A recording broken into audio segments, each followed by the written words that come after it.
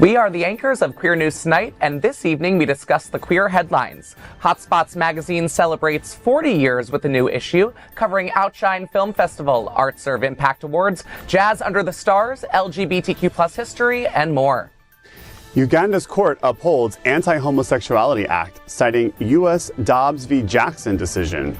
Uganda can now impose severe penalties under this law, including crucifixion and stoning to death. The American Library Association's new report shows a surge in challenged books, and in 2023, 7 out of 10 titles face objections due to LGBTQ plus content. Smaller than the NCAA, the National Association of the Intercollegiate Athletics bans transgender women from women's sports. Echoing fears, the biological female-only rule will be effective from August 1st. A gay Nebraska senator champions love for trans kids amidst debate on Sports and Space Act bill. Bill falls short in the legislature, offering temporary relief. His emotional speech is quite moving. Good evening. Welcome to Queer News Tonight. This is the world's first and only LGBTQ plus daily evening television news, broadcasting live and available on demand. Available on all smart televisions, including Roku, Apple TV, Android TV, Amazon Fire TV, Twitch, YouTube, and Facebook. It's time to queer up the news for Tuesday, April 9th, 2024. We are live and literally out of the closet and into the headlines. So many of your important stories we are going to tell this evening on Queer News Tonight.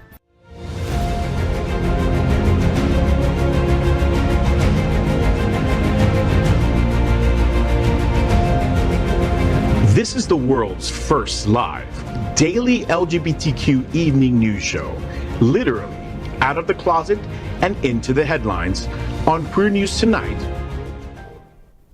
This is the world's first and only unedited live LGBTQ plus evening news show. Whatever happens unique in LGBTQ plus news, you will see it and hear it. HOTspots magazine Happening Out Television Network is a nonprofit 501c3 media company in the same model of PBS and NPR, but designed for the LGBTQ plus community. Our mission is to support the 11 pillars of our LGBTQ plus community.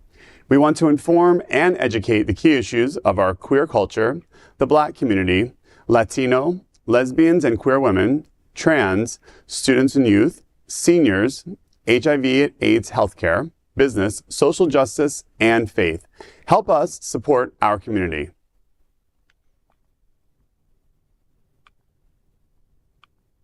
We are part of one of the largest LGBTQ plus nonprofit media companies in America, HOTspots Magazine and Happening Out Television Network. In 2024, our magazine is celebrating 40 years of the LGBTQ plus experience, and our television, news, talk, and entertainment shows support our mission to educate the LGBTQ plus and broader community. Let's meet tonight's anchors at Queer News Tonight. Let's welcome Bobby Blair. He is a former professional tennis player, ranking in the NCAA's top 5. He managed the world team tennis with Billie Jean King and is a business training expert. He had successful LGBTQ plus publications like Next, Frontiers, and Fun Maps, and launched LGBTQ Loyalty Holdings. Now in Fort Lauderdale, he's a GLBT International Hall of Fame member.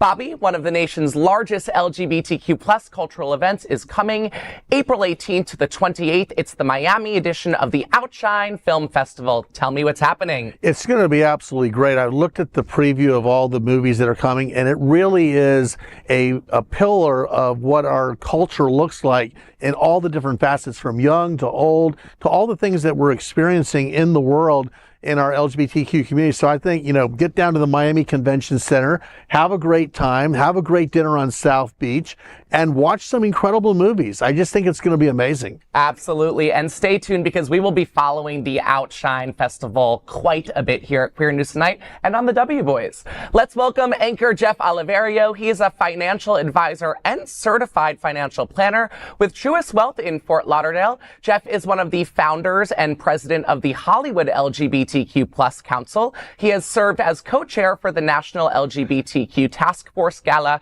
since 2021. Jeff, nice to see you. Save will host their annual Champions of Equality Gala at the Miami Beach Eden Rock on May 4th. Tell me what's happening. Well, for those who don't know, SAVE is one of our leading organizations here in South Florida that focuses on political advocacy for the queer community. The gala is a way to, again, celebrate our community and raise funds. If most of you don't know, it's an election year. SAVE does a lot of work out there knocking on doors and urging equality voters to the polls to help foster equality. They're honoring some really amazing people. Sarah Leonardi, who's from the Broward County School Board, is being honored. Rocco and Owen, who are the owners of Our House in Wynwood, are being honored, and several others. So tickets are available. They're going to be at the Eden Rock this year, so it will be a sit-down event as opposed to previous years where it was more of a cocktail reception. Love. So it's going to be a really, really fun event at the Eden Rock, one of the most iconic places on Miami Beach. So tickets are available. Check them out. You had me at iconic, to be fair. And just to second something that Jeff said, it's a voting year. Get out there, by the way. Time to change it up a little bit. Let's welcome Nico Cales. He is a passionate learner and leader. He loves connecting with people, exploring new places, and creating meaningful memories. Nico is currently pursuing an MBA in marketing. We are so happy to have you here, Nico, making your debut at Queer News Tonight. Tell us one fun fact about yourself. Ooh, one fun fact. Yes. I did a study abroad in Barcelona, and it was a really fun event. It was for 4 months I was there, and I came back like maybe a couple years ago. Well, so it was cool. We are so happy to have you. Let's welcome anchor Dr. Tai Houser. He is a professor of English and Humanities at Broward College and teaches in the College of Business at Florida Atlantic University. He has served as a visiting professor at colleges in Bolivia, Brazil, China, India, and Spain, and provides an international viewpoint. Tai, good to see you again. Hi, Wilton Manors hosts an interesting concert in the park program called Live at Mickle, and it's going to be April 19th. Tell me what's happening. Yeah, so there are a bunch of different events in this series, and it's the final one of the Mickle Park entertainment nights. So head out to Mickle Park, 7:30 on the 19th, and it'll be Karina Iglesias from The Voice. She'll be there. It's free. So take your blankets, bring some drinks, and yeah, Sounds like enjoy fun. enjoy the outdoor festivities. Wow, it's great. And of course, I get to introduce the Mrs. with the Mostest. This is tonight's lead anchor, Eric Restivo. Eric is well known for DJing at some of the largest clubs in West Hollywood and has had residences in Los Angeles, P-Town, and New York, and now Wilton Manors. He's the new television host of The W Boys, focusing on LGBTQ plus love for entertainment, which broadcasts on Fridays and then available on demand.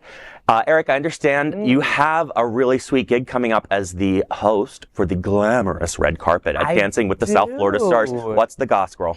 Yeah, so listen, my boss is sitting next to me, so I can't say too much about the event because we're doing slow reveals for the South Florida edition of Dancing with the Stars, right, Bobby? I can say that. But what I can say is that I'll be covering the red carpet and the post-performance interviews. So, like, we'll be talking to the before and the after, and we will slowly be revealing the show's host is an iconic legend here in South Florida. All over the world, actually. Yeah, and we can't say yet, but there are 19 so far, some iconic people from the Wilton Manors community. I will say something that I'd like to point out. I'm going to sneak one team out. Go ahead. Sunserve. Ooh, Team Sunserve. Executive Director Tony Lima with the legend Velvet Lenore. I'm only saying that because if you're announcing the Kentucky Derby and you want to talk about favorites, right, that's a team to be reckoned with. So for those of you that are practicing, I'm just letting you know you better get practicing. Practicing, and I will be there to get all of the dish before and after your performance. We're really looking forward to it. We are the reporters for Queer News Tonight, and this evening we begin with the queer headlines. The LGBTQ plus community in South Florida and across America is diverse. Our community across the world is vast, and here are the bullet points of the queer news for Tuesday, April 9th, 2024. First, this evening, let's queer up HOTspot magazine. New HOTspots magazine brings you the best of LGBTQ plus culture on April 11th. HOTspots is celebrating 40 years with the new issue on stands Thursday. The magazine is part of HOTspots Happening Out, the largest nonprofit LGBTQ+ media group in America. The new issue brings several interesting features, including a full feature on the Outshine Film Festival coming April 18th to the 28th.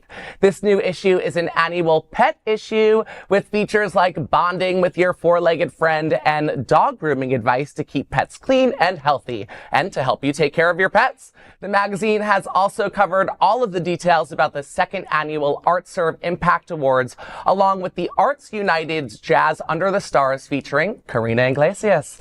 If you are a history buff, the magazine has a whole feature dedicated to the importance of this month in LGBTQ+ history and the history behind next week's Lesbian Visibility Week, #LVW24. You won't want to miss the Spring 2024 TV and film preview by Leo M. Irving. This week's Hotspot Hotties interviews are Jordan Cipriano and Francisco Albertes. For 40 years, Hotspots Happening Out has brought you the best of LGBTQ+ culture and entertainment with our Hotspots magazine and television shows like The W Boys. Grab your free copy on Thursday or else be ready to miss all of the fun. And that is exactly what this magazine is. It's fun. It's your one-stop shop to get your events for the week, where you're supposed to eat that evening, if you're going to see a concert in the park, if you want to check out what's going on in Miami. I love Hotspots. I'll say it every week, but really there's no better platform for me to find everything out in one place. Also, it's at like every bar I ever go to, you know, like they just have it right there when you walk in. It's been iconic, you know, and being a competitor with them for many, many years, 15 years competing with, you know, Guy Magazine, Florida Agenda, Next. I got to tell you, they made me the publisher that I became, because if it wasn't for me having such an incredible bar to keep up with, it's unbelievable. The picture pages, the way Scott Holland keeps the community up to speed on everything that's happening. Hey, Scott. That represents, you know, whether you're, you know, just coming out and you've just gotten your 21, you know, you got that license, you can go to the bar, and or if you're 80 and you're going to Tropics for a dinner, Hotspots has it covered, and they made us as good as we could get because they're the best. Every week a friend of mine runs to pick it up to see if he's in it. Yeah. Like he just wants to know if his picture is going to be in it. Back. Yeah, he probably is. He really is. I will tell you, that was the number one thing people love the most, picture pages. Yep. Yeah. Yeah. And I think for things like, again, you know, talking about Outshine and other events, you know, being able to see the full schedule, and they, you know, usually do a great preview of some of the movies. Obviously, you can get that information online, but it's a nice, quick just read like through. In front of you, exactly, yeah. and also to check in on things you want to go to and align your schedule. Like you said, there's quite a bit of things going on in South Florida week to week. Very exciting, and you can read it in the bar, which is really great. I'm still a book person. Like I like holding. You know, I have a Kindle too, but I'll always prefer holding a piece of paper. Yeah, it's a lot of fun. Yeah. Now let's queer up the worldview. Yeah. Uganda modeled its LGBTQ+ death law on U.S. Supreme Court's anti-abortion ruling. Uganda's highest court upheld a law criminalizing same-sex relationships, drawing inspiration from the U.S. Supreme Court anti-abortion ruling. The Anti-Homosexuality Act 2023 imposes severe penalties, including lengthy prison sentences and even death for those involved in same-sex sexual activity. Despite a petition seeking to overturn the law, the court ruled against it, referencing the U.S. Supreme Court Dobbs v. Jackson decision as precedent. The justice wrote that Dobbs v. Jackson is a decision that where, quote, the court considered the nation's history and traditions, as well as the dictates of democracy and rule of law, to overrule the broader right to individual autonomy, end quote. In the Dobbs v. Jackson case, the Supreme Court overturned the landmark Roe v. Wade decision, which had safeguarded the right to abortion. Mark Pocan, a Democratic congressman from Wisconsin who is openly gay and chairs the Congressional Equality Caucus, has previously confronted conservative American organizations regarding their ties to AHA 23. He expressed concern, stating that the Ugandan Constitutional Court, drawing inspiration from the Dobbs decision to uphold Uganda's Anti-Homosexuality Act, is deeply troubling. He said, quote, the mention and misapplication of Dobbs by Ugandan court was no accident. There are U.S. organizations that celebrated the Dobbs decision who are also championing LGBTQ+ legislation abroad. It's quite kind of amazing to hear that a country, that it's obviously not nearly as progressive as we hope the United States is using our own court decisions to pass such a horrific act against the gay community.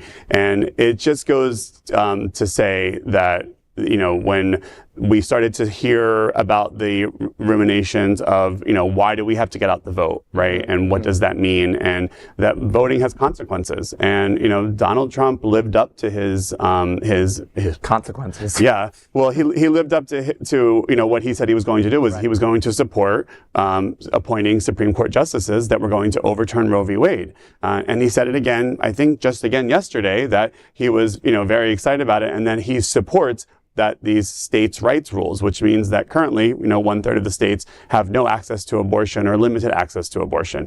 And that is just a slippery slope where, again, as we can see, it's being interpreted in Uganda, but they're using that same legislation to interpret it in ways to reflect or to take away our own rights. So again, I don't think we can say it enough, and I'll say it again. Say it again. Voting matters, so get involved, give your time, treasure, and get out there and help spread the word to get out the vote. So this story actually highlights something that I've been noticing happening with our language. Let me be the linguistics person for a second. Yeah. The rule of law is a phrase that doesn't really show up in our nomenclature, the words we use, until recently. And it's starting to trickle in more and more into how we talk about our democracy. We used to talk about freedoms and we used to talk about, all the good things. Now we want to talk about rule of law. Do you know who popularized the phrase rule of law? Who? Dictators in China. And so I think just be aware of when that phrase starts to get thrown around, what's really going on. That's my concern. I guess from my point of view, I second what you're saying. It's frightening to think of a country using our system and as a model for what they're trying to put in place right there. But what can we do from an action standpoint other than obviously get out and vote? But what could we do tonight outside of every single person share this, news show on your platforms and keep bringing awareness to the horrible things that are happening everywhere? But what do we think is one action we could take tonight to make this more of an uphill battle as opposed to just going all the way down? I think it's important that we find the right people that have the ability to engage in this conversation that can bring more exposure to it. So stories like this don't always get the traction it deserves. It's, getting traction with us because we care a lot. But you're not going to see a lot of this on CNN maybe. Even CNN's a friend to us.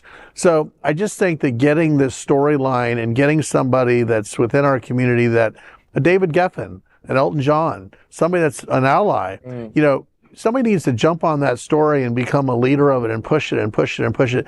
And if we can create the exposure to it, it's amazing how all of a sudden quick fixes, at least, a conversation is being had that makes it very clear that we're not going away. We're not going to stop talking about it. But more importantly, we're going to find people in our community that can go fight these things. And you and I both know the bigger the name, the more money behind it, the better chance we have at a fix. So, Bobby, you're going to be the man behind it, right? I was going to say, we're going to pioneering. Jeff can handle the financial side. Yeah. Well, but I do think it's very important, again, that visibility that we bring to the table is, again, sharing your own story, whether it's in your workplace, if you're not in a diverse workplace, whether it's with, groups of friends or family, to tell, again, a lot of this legislation sounds they tailor it here in the United States to sound very non-threatening. Right. Like the Don't Say Gay bill was parents' rights for education. And it sounded very, but it's really telling the story of how this could personally impact you. I mean, women don't have to really tell that story any longer because, again, trying to get an abortion in Florida as of May 1st will be within 6 weeks. Right. So that story is very easy to tell, but it's not as easy to tell sometimes for how this affects the trans community with restrictions to healthcare, or how it affects the community of the queer community, of just being accepted in whether it's the workplace, in schools, in universities, and how they're being restricted and how they're being, really kind of taught that they're second-class citizens. Right. So I think it's just being visible.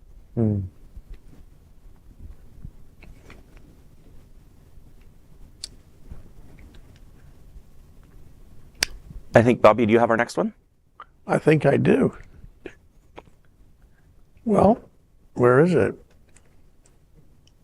There you go. There we go. Gotcha. That's Queer Up Education. I was like, I knew you'd New find it. report shows almost all 2023's most challenged books were LGBTQ+. The American Library Association, ALA, unveiled its list of the top 10 most challenged books of 2023, with 7 of them facing objections due to LGBTQ+ content.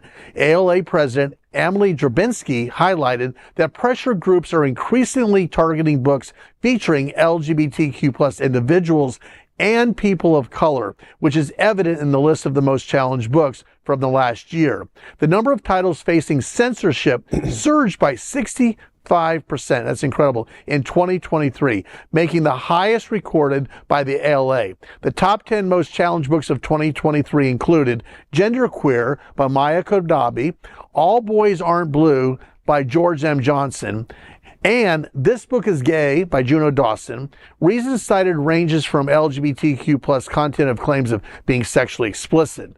Other titles on the list included The Perks of Being a Wallflower by Stephen Chbosky, Flamer by Mike Curato, and The Bluest Eye by Toni Morrison. Tricks by Ellen Hopkins, Me and Earl and the Dying Girl by Jesse Andrews, Let's Talk About It by Erica Moen, and Matthew Nolan and Sold by Patricia McCormick. According to the LA, prior to 2021, the majority of challenges aim to restrict access to a single title. However, recent challenges predominantly target multiple titles almost 90% of the time. ALA believes this is due to the so-called parents' right movement and anti-LGBTQ+ groups like Moms for Liberty. The report concluded that the overwhelming majority of challenged books in America in 2023 had LGBTQ themes. Well, what can I say about that? I mean, it's just, to me, we are 100% in a backward slide to all of the amazing works that we had for free speech to allow, I think for 20 years we had the ability to write the books we wanted to write, share the stories we wanted to share, get the documentaries out there that we wanted to get out there. And, you know, people that weren't interested in that or weren't for it or didn't believe in it, they kind of just looked the other way. And they just kind of kept going on with their life. But over the past 5 years, there's been this movement in this country where people have come out of the woodwork who are expressing themselves in such a prominent kind of way. And that's because our political cycle has gotten so disrespectful to each other on both sides. And there have been so many lies told and so many lies have been doubled down on where you just know it's not true. And I don't want to mention names. We all know where it's coming from. And we know where a lot of it stems from. And I think that there is a movement in this country today where people can just get up and just say, I don't like it, I don't like it, I'm not going to stand for it. And I mean millions of people who just kind of just went and ran their own race in life, had their own path in life, are now jumping all over the place, and they're coming out against these kind of books and bringing notice to books that, quite frankly, have a place in this country and have a place around the world. The sad part is that so many of the book bans are, or so many of the books that are questioned are brought to the attention of people by folks who don't have kids in school, right, who don't have, they have no skin in the game, as it were, but they want that book banned because it's on a list that they got from someone else that says, you know, they talk about gay shit. And I think 5-10 years ago, those people would have just stayed in their lane and not worried about it. But now they're empowered to go have this big voice about something that has no impact to their life whatsoever. Wait till they have a gay grandkid. Wait till their daughter has a son that comes out, star football player, and he's gay. Mm-hmm. They'll change their tune then. All that list tells me is that there are a few books that I have not read yet, to be fair, that I am looking forward to. If you haven't read The Bluest Eye, you have to read it. It's a seminal piece. I will. I think, again, what can you do is the question here. I think two things. Go out to your local bookstore and buy one of these book titles.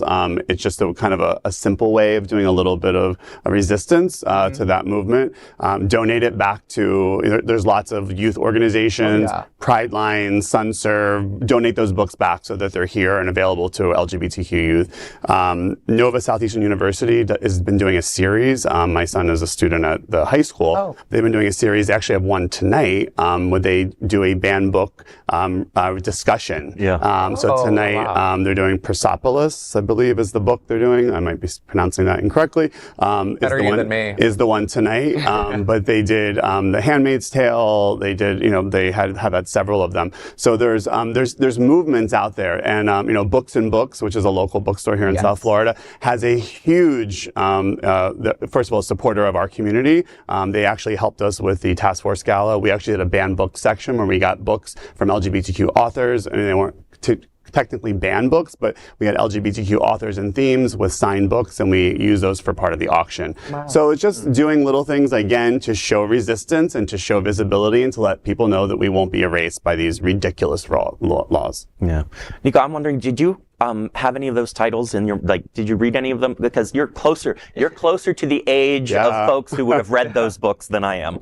Yeah, definitely. The Perks of Being a Wallflower was one of them, and I absolutely loved the book. I also watched the movie, and it was great. I was like, I was in high school, and I read it from front to cover to back, and say if I wasn't allowed to read it, and people, like parents, are gatekeeping it, and the school system was gatekeeping it, I don't think I would have had so much love for the characters and the stories and self-expression with the LGBTQ storyline. So it empowered you, right? It empowers you as a young person to do more, I hope, right? Yeah, and I feel as if it was like a moment where I could see myself in the stories versus trying to figure it out on my own. Yeah. And like what is the blueprint? There's no other blueprints for queer students. Amazing. It's great to hear that somebody this intellectual and smart and confident has been inspired, and your development is due, in course, to these books in a lot of ways, right? Yes, definitely. Next, let's queer up sports. NAIA bans all transgender women from women's sports.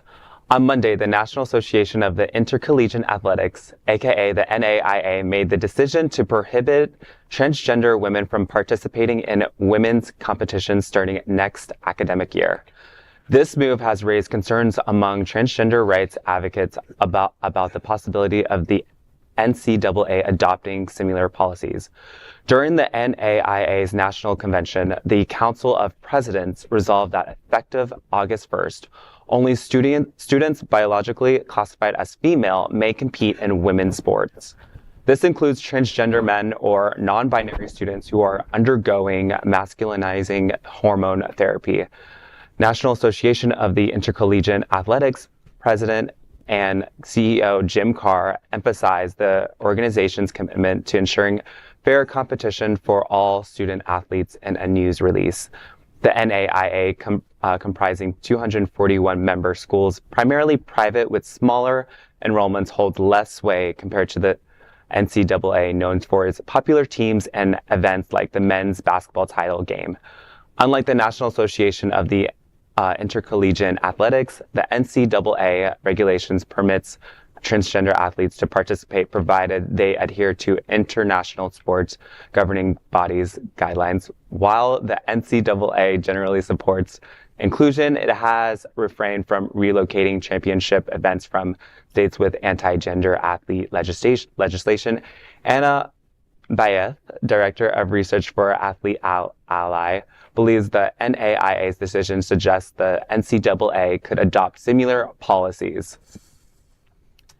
Oof. This has been, murky water for a while now for that end of the table. Those people who think that we need to go back to segregating and make it trans women versus women and have two separate teams. I fully believe that if you're living your life, obviously as a woman, that you should be able to participate, in a women's category. I don't know why we would take steps backwards in time and add more segregation to something like this. So this, I always say this, though, this is murky water we're in with this one. What makes it even murkier, too, is that you can now bet on college sports. Oh, right. Right? So adding a layer of gambling to this discussion, I think, is ultimately going to force the NCAA to make a decision that we're not going to like. Yeah, I agree with you. I agree with you.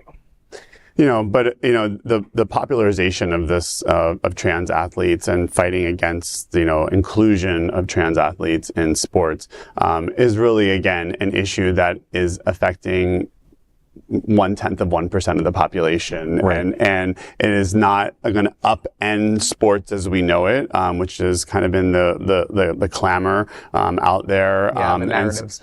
So again, it's just another narrative that has been put out there into the public. That is to vilify the trans community and make them out to be, out to upend our way of life here in the United States, and a way to attack them, and is just again putting them at more risk of a community that's already at great risk. So it's tough when you have it coming from within the community. You have Caitlyn Jenner, who basically hates what she is as a human and feels that trans humans should not be able to participate in born, females, as they're putting it. Mm-hmm. So it's tough when you are having power players, and I use that term loosely, from the community against that same. Well, Martina Navratilova. Right. Who has since kind of retracted her statements a little bit, or not retracted, but she's kind of tried to add a bit of cream to it, I guess. But Martina, I'm interested to hear your point of view on this a little bit. Yeah. Professional tennis, NCAA, everything. How do you feel about categorizing, segregating, or integrating all together? I'm interested to hear your point of view. And there's no, your opinion is not a wrong answer. You brought up Martina Navratilova, a dear friend. Right. I was her hitting partner when I was in college. Mm-hmm. And I would fly over from Fayetteville, Arkansas to Fort Worth, and we'd practice on weekends. And, I was a good player, not a great player. I certainly never won the U.S. Open, never won 50 Grand Slam titles like she did. And I was playing her when she was number one in the world and dominating women's tennis. And she'll tell you, I never lost a set to her. And I was a, number 1, 2, 3, 4 college player in America. I did beat a Wimbledon champion on his worst surface. I played on the tour for 5, 6, 7 years, missed the Olympic team by 1 match. So I was pretty good. But I didn't lose a set to Martina Navratilova, and every time I went out there and played on the men's circuit, every match was tough, and I lost a lot.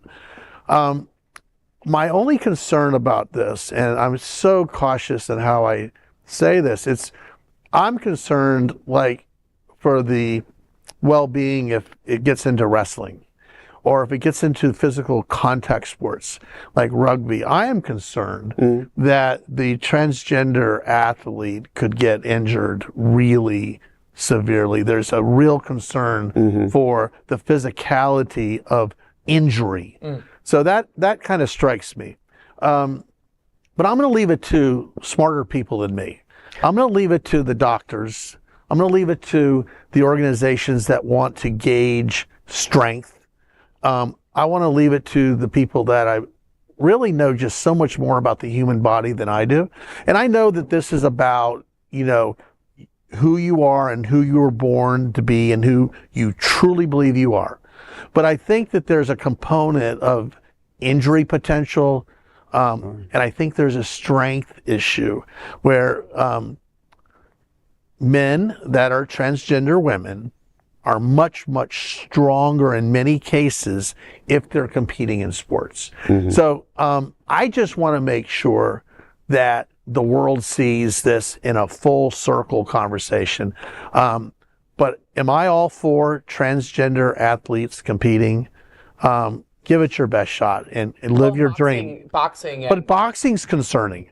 but wrestling and boxing are weight classes, so it's not like they're just going to be put up against some random. It's going to be weight. But classes. I tell you, it's dangerous. No, I hear you. Dangerous. I hear you. From what I understand, and again, I'm not a doctor, so I'm going to make a statement. From what I understand, somebody that's in full transition, who's done everything completely correct and right, even after having done that for 5 years, they're still nowhere near the strength of a genetically born that's right. male. Is what you're saying. Yeah, so I'm concerned that there's going to be a lot of injuries. I'm concerned that this whole thing is just not going to end well. Well, it's a different avenue to kind of shed light to, so it's not like it's a bad concern. It's one to raise awareness. Valid. And I'm sure you're not the only. I swear, I will say this for the record. Yeah. I swear I wish I was transgender because I would have won 9 Wimbledons. Because I beat the 9-time Wimbledon champion every time. In a practice set. Fair news. So I will go that far with this. I think Martina's calling in right now. I feel like there's a movie here we should write. And I love her, by the way. We'll talk about that movie. Go take it back in time. All right, next, we're going to queer up the USA view. Nebraska gay Senator Tearful speech, "The world can be tough and scary," on Senate floor. Nebraska's first openly gay Senator, John Frederickson, delivered a poignant address in defense of transgender youth statewide and across the nation. Fighting back tears, Frederickson emphasized his commitment to advocating for their rights during a recent legislative session. Addressing the people of Nebraska, he affirmed, quote, "If you love your kids unconditionally for who they are, and if they know they're loved, you can weather a lot." Frederickson's speech unfolded amid a heated debate at the state capitol concerning a proposed bill known as the Sports and Spaces Act. This legislation aimed to restrict transgender students' access to facilities and sports teams consistent with their gender identity. An added amendment to the bill will potentially ban transgender boys from sports competitions altogether. During the deliberations, Frederickson, a gay parent himself, urged families with transgender children to surround yourself with the people who love you over the weekend and to ignore the senators who supported the anti-transgender legislation. For what it's worth, the Sports and Spaces Act failed to overcome a filibuster, garnering 31 votes in favor and 15 against. It failed short of the required 33 votes to advance the bill. Among the dissenting votes was, of course, Senator Frederickson. Well, I'm glad that the world can be tough and scary. I personally know a thing or two about having a family that many people might say is not normal.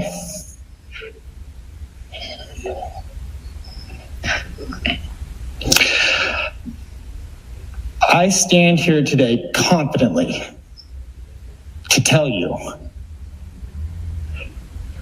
if you love your kid unconditionally for who they are,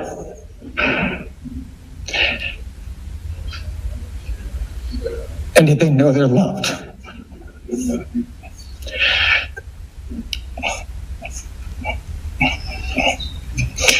you can weather a lot.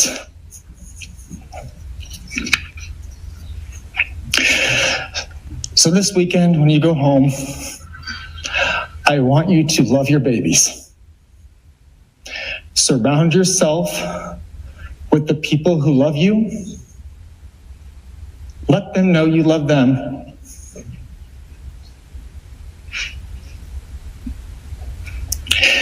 And don't spend a minute of your energy or time thinking about any of my colleagues in here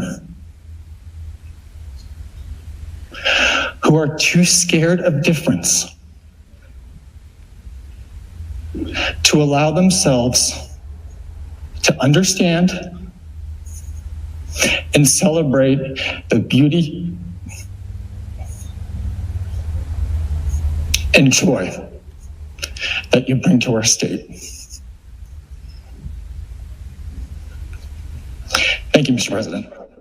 Wow, that was really emotional and powerful. You can tell he has a lot of passion for, obviously, his family and love for his community. And Nebraska, Right. it's tough out there. Yeah. It's We to need be more to be a people gay like- senator from Nebraska is a tough job to have. So I hope that I know that it failed, but it will probably come back up and they'll have another vote. But hopefully the community will rally and maybe change some minds at least along the way.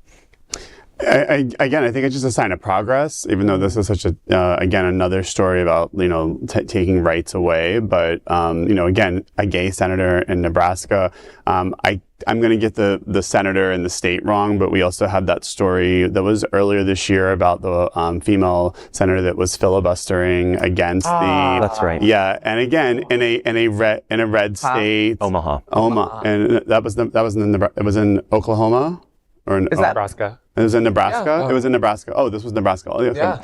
Exactly. So again, those voices that are out there, and we're seeing them again in these places where you would never have seen a gay senator or a lesbian senator or even a parent talking about their gay children on a Senate floor, just shows that the progress, it's happening. It just, again, that's why there is so much pushback against our culture and our community because of the progress that's happening. So I think these kind of stories like this are inspiring because that movement, although it's terrible and these waves are happening, we see all of the progress that is still to come. It's better that it's happening as opposed to not happening whatsoever and just getting brushed under. But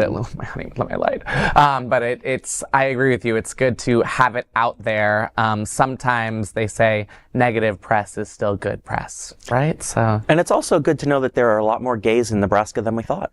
Right, you never thought you'd hear gay, senator, Nebraska in the same sentence, right? That's pretty cool, actually. Yeah, it's cooler than cool. As a nonprofit LGBTQ plus media organization, we would like to thank our viewers for support of our mission to tell the stories of the queer community. We also would like to thank the generous support of Jets Pizza. Jets is the LGBTQ plus community's most popular pizza in South Florida. Take a look around these streets. Do you really think we woke up one day and said, yeah, the world needs more pizza? Nah, just a better one. Better, like the world's best pizza. Jet's Detroit-style pizza. Hand-pressed and baked to the thickest, crispiest crunch. You're welcome. Now visit jetspizza.com and save. Click on Hot Deals for special offers in your area. Jets, better because it has to be. Next, we are proud of our special partnership with Sunshine Cathedral, the world's largest queer church right here in Fort Lauderdale. Supporting that partnership, we are broadcasting from our permanent set here at Sunshine Cathedral at the Happening Out television studios. We broadcast Sunshine Cathedral's Sunday International service at 10:30 a.m.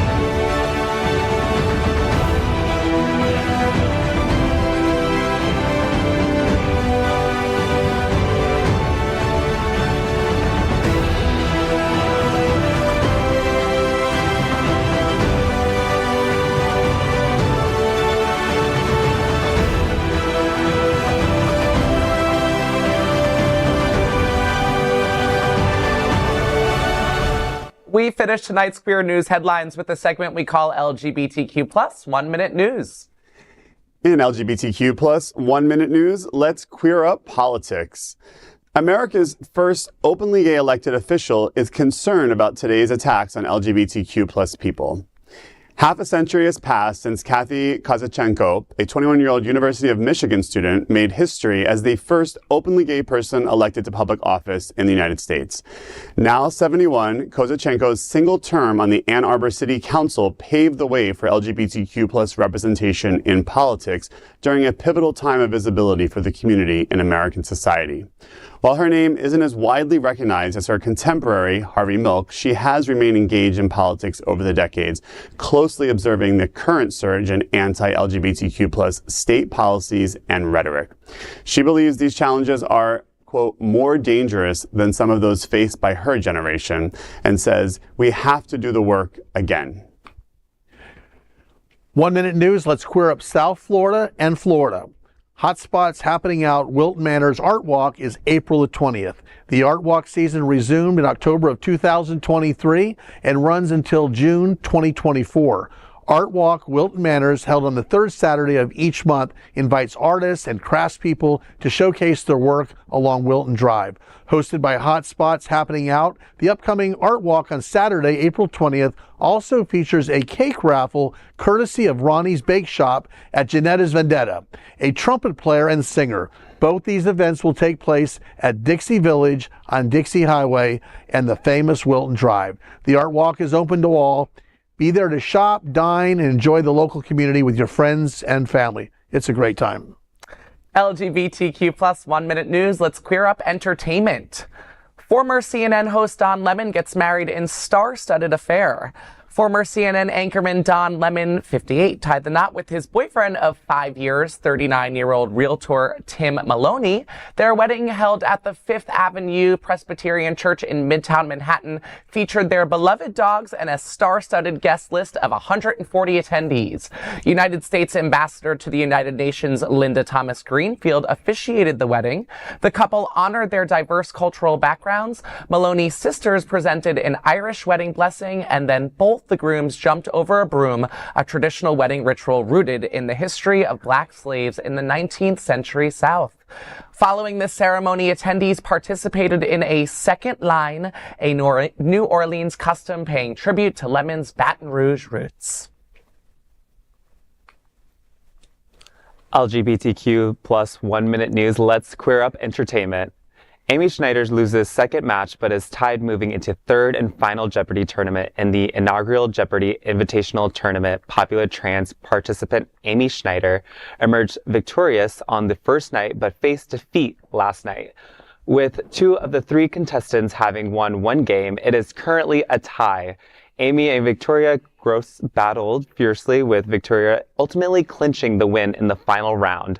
Both competitors demonstrated impressive knowledge, but it was Victoria who secured the victory, setting the stage for a decisive third game in the tournament.